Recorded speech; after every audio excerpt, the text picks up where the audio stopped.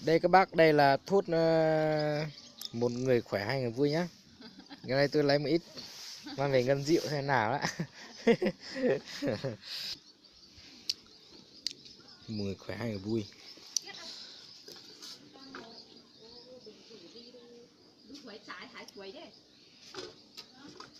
Một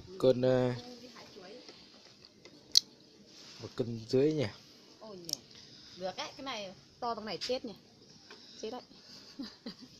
Chết cái gì thích đấy. Chết Đấy, thế này. Rồi, ok. Đây, các bác biết đây là cái gì không? Đây là một người khỏe hai người vui nha. Hôm qua tôi mua về. Tôi đang rửa đây. Rửa để tí ngâm rượu uống. Người khỏe hai người vui. Nó như thế này này. Đấy, đấy. Nó là chua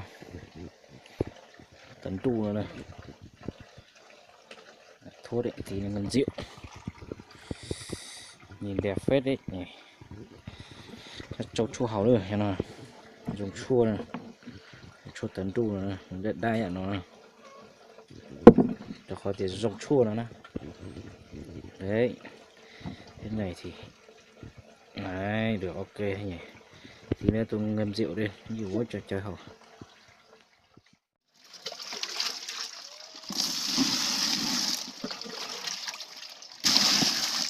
Rồi ok, rửa lên nhé. Bắt đầu muốn chúa mà. Chúa này chúa, cái này cạo này. Lấy cái này rửa này để đớp nó bay đi hết. Xong là ngâm. Đây này. Tí nữa ngâm này. Đấy. Ngon nhỉ. Nhưng chỉ muốn chúa tài chỉ muốn cho trâu thôi, cho chơi hầu nữa. Chúng say đó, rồi nó chỉ muốn chúa ta lên nó nè.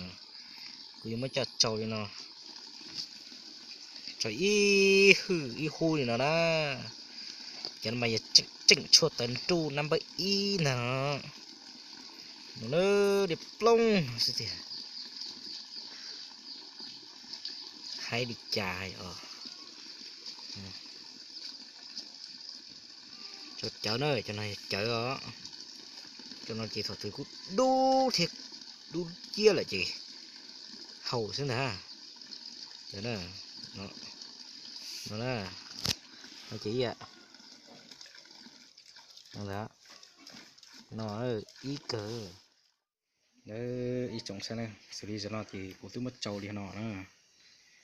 Nữ đất đa đốt đu đi nó rồi. Đó nè. Chỉ ho xem là nó tự đan trù nữa.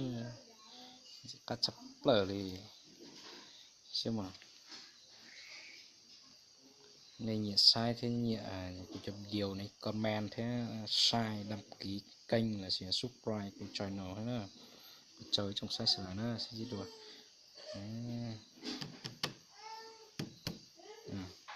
Nghe trong đây này ok.